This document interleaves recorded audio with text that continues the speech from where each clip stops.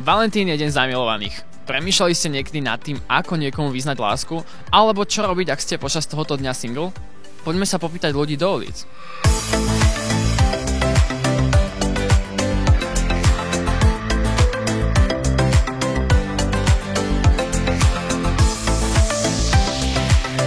Aký máš ty názor na Valentína? Lebo niektorí vravia, že vyznávať si lásku iba jeden deň v roku nie je príliš primerané.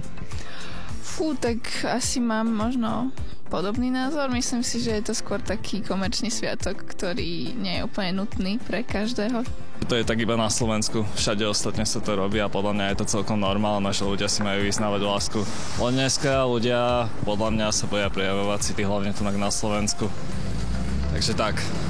No, ja mám názor taký, že láska sa dá vyznať hociaký deň a včas, to je úplne jedno a Valentín berem ako obyčajný deň, ako každý iný. Podľa mňa si mali ľudia vyznávať lásku každý deň, proste keď má niekto pár, tak také, že fakt ten každý deň a naraz za rok. V podstate my to nejak extra neslavíme toho Valentína, ale snažíme sa byť spolu a snažíme si toho Valentína tak si vytvárať každý deň, keď sme spolu, takže konkrétne ten sviatok asi nie je taký úplne, že nejak ho slavíme. Ty patríš medzi tých, čo vravia, že nemala by sa láska vyznávať iba jeden deň, ale celý rok, hej? Áno. Čo kúpiš frajerke na Valentína? Asi nič, lebo nemám peniaze. A bude sklamaná, nie? Tak ja to vynahradím trošku inak. OK. A čo budete robiť? Aký budete mať program na večer? Neviem, niečo dobrého uvarím asi. Neviem, budeme sami spolu. A tak, taký klasický večer normálny. Dáček ešte nie, ale pripravený program už mám. Čo budete robiť? Pôjdeme do Prahy v podstate a tam plánujem, potom bude predstavenie Labutie jazero a nakoľko ona je baletka, tak ja chcem týmto spraviť radosť. Sa isto poteší? Hej, teším sa aj ja. Asi to bude taký bežný deň, že nejak nemáme zatiaľ plán, ale uvidíme, čo sa naskytne.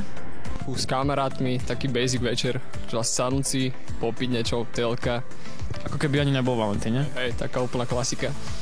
Nič moc, idem k lekárke, takže nič špeciálne.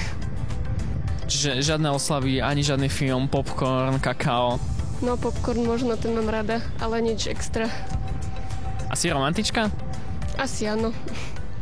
A keby si mala niekomu vyznať lásku v 3 vetách, čo by to bolo? Neviem, si pre mňa všetko alebo niečo podobné. No to bola jedna veta. No, to stačí. Až 3 vety by si nedala? Mám radšej, keď ľudia vyznávajú lásku mne. Veľmi ťa ľúbim. To bola iba jedna. Ježiš, ja neviem. To už bola druhá. To je dobrá otázka, lebo ja nie som moc veľký romantik. Veď skús. Neviem, asi by som jej povedal, že ju milujem nadovšetko. To bola prvá veta. Nechcem o ňu nikdy v živote prísť a som veľmi vďačný za to, že ju mám po boku. Veľmi pekne na to, že nejsi romantik. Komu by som mala teraz vyznať lásku? Tebe. Napríklad mne? Tak to neviem, bohužiaľ. No, tak som smutný, ale ďakujem. Tak písal by som určite o tom, jak sme sa spoznali a čo si na nej vážim a poďakovanie za to všetko. Aj nám povieš, ako ste sa spoznali? Tak spoznali sme sa vlastne na konzervatóriu. Obidvaja sme konzervatoristi, teda ona pokračuje, ja som bol a teraz ju aktuálne podporujem v tom iba. Že ho nadovšetko milujem a nechcem o ňu prísť. To boli iba 2 vety, také sú vete. Ešte potom, čo ja viem, napríklad, že si ju vážim. Považuješ ty seba za romantika? Docela nie. Tak niekedy sú také chvíľky, že aj hej, ale poväčšinou ne. Čo najromantickejšie si niekedy spravil? Tak raz som zobral frajerku na piknik, pri sviečkách večer na výhľad, tak si to. To je celkom fajn, nie? No, môže byť. Valentín aj tento rok mnohým pomúťal hlavy. Čo ste robili na Valentína, vy nám isto nezabudnite napísať dole do komentára, no a čeknite náš Instagram a nezabudnite dať odber na náš kanál.